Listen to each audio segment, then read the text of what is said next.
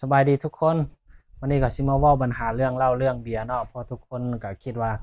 สังคมเฮาสมัยนี้ยุคนี้นะไปทางใดก็มีแต่คนกินเหล้ากินเบียร์ไปทางใดก็มีแต่คนเมาเนาะ เพราะว่าเฮาหลีกเลี่ยงสังคมนี้บ่ได้แล้วเฮาสิเซาเหล้าสิเซาเบียร์หรือว่าสิอยู่กับสังคมนี้ได้แนวใดถ้าเฮาบ่กินเหล้าบ่กินเบียร์เนาะเดี๋ยวคลิปนี้คลิปเดียวค่อยจะมาบอกว่าอธิบายอย่างละเอียดว่าย้อนหยังตัวเองจึงเซาเหล้าเซาเบียร์บ่ได้และเฮาสิอยู่กับสังคมนี้ได้แนวใดแล้วเฮาสิแก้ไขปัญหานี้ได้แนวใดเนาะ ก็คืออ่าเริ่มต้นเลยก็คืออ่าตัวเองหั่นยังกลับไปกินเหล้าแม่นบ่กลับไปกินเหล้ากินเบียร์แล้วเลิกเซาบ่ได้ก็คือย้อน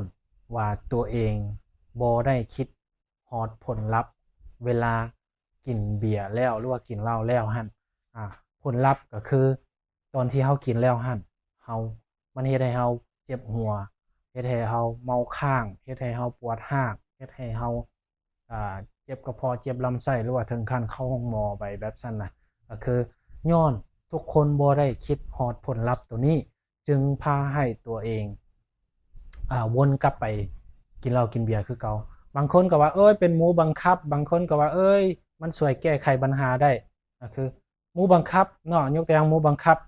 ถ้าว่าเจ้าบ่อยากกินแท้ๆจะสามารถปฏิเสธได้ต่างๆนานาเนาะว่าบ่ว่าหมู่จะบังคับหรือว่าไผจะบังคับเจ้าส่ำใดเจ้าบ่สามารถสั่งเจ้าได้นะบ่สามารถบังคับเจ้ากินได้นะถ้าว่าเจ้าบ่อยากกินแท้ๆเจ้าก็หาข้ออ้างปฏิเสธเจ็บกระเพาะเจ็บลำไส้เจ็บกินยากินยาแล้วบ่เป็นนี่เป็นนั่นเนาะบ่กินก็บ่มีไผบังคับเจ้าแม่นบ่หรือว่าเจ้าจะบอกบ่อยากคิดตัวเจ้าจะบอกหมู่ไปตรงๆเลยคนที่บังคับหั่นบอกไปว่าอ่าคือเจ้าบ่อยากเมาเนาะบ่อยากเมาย้อนหยังบ่อยากเจ็บหัวบ่อยากปวดร้างหรือว่าบ่อยากเข้าห้องหมอเพราะเว้าไปเหตุผลตามตรงเลยเนาะก็คือเฮาบ่ต้องการผลลัพธ์ตัวนั้นแล้วสำหรับคนที่บอกว่ามันช่วยแก้ไขปัญหามันเฮ็ดให้ลืมสิ่งลำบากทุกข์ยากได้มันช่วยให้เฮาลืมปัญหาต่างๆที่เฮาคิดอยู่ในสมองเรื่องเงินเรื่องหยังได้เขาจะเว้าเรื่องแก้ไขปัญหาเนาะเหล้าเบียร์มันบ่สามารถแก้ไขปัญหาได้เนาะมันสามารถช่วยให้เฮา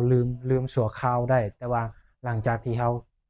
หายเมามาปัญหามันก็อยู่คือเก่าแม่นบ่ฉะนั้นเฮาสิแก้ไขปัญหาก็คือเฮาต้องไปเฮ็ดแล้วเฮาต้องไปเผชิญหน้ากับปัญหาตัวนั้นเท่านั้นเนาะบ่สามารถเอาเบียร์เอาเหล้ามาแก้ไขปัญหาได้เนาะฉะนั้นบัดนี้วิธีที่อ่า เปลี่ยนแปลงหรือว่าวิธีที่เลิกเศร้าเบียร์ได้แนวใดก็คือให้เปลี่ยนวิธีคิดเนาะให้เปลี่ยนวิธีคิดว่าตอนที่จะยกเหล้าตอนที่จะยกเบียร์จะกินหั่นน่ะให้คิดฮอดผลลัพธ์เวลาเจ้าเจ็บหัวเวลาเจ้าปวดร้างหรือว่าเวลาเจ้าเข้าห้องหมอเจ้ารู้สึกเจ็บปวดทรมานฮอดเวลานั้นเจ้าจะบ่อยากกินมันเนาะฮอดเวลานั้นเจ้าบ่อยากกินเบียร์เลยเนาะถ้าเจ้าบ่ได้คิดเจ้าคิดแต่ว่าอยากยกอยากกินเบียร์น้ำหมูน้ำมัวน้ำเมาอันนี้เจ้าบ่สามารถเซาได้เนาะ อันนี้เป็นสิ่งที่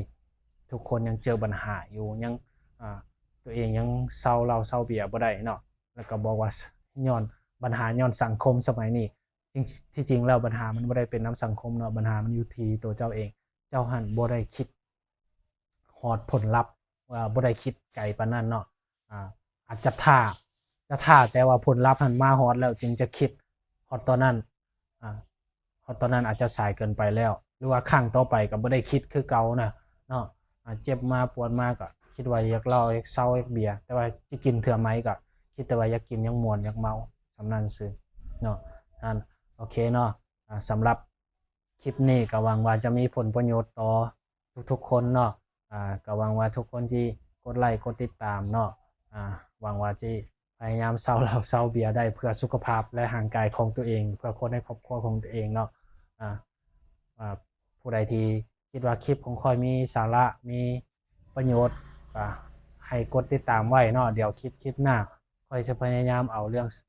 ต่างๆปัญหาชีวิตของคนเฮามาเว้าให้มันหลายที่สุดเนาะขอบใจทุกคนที่ติดตามเนาะ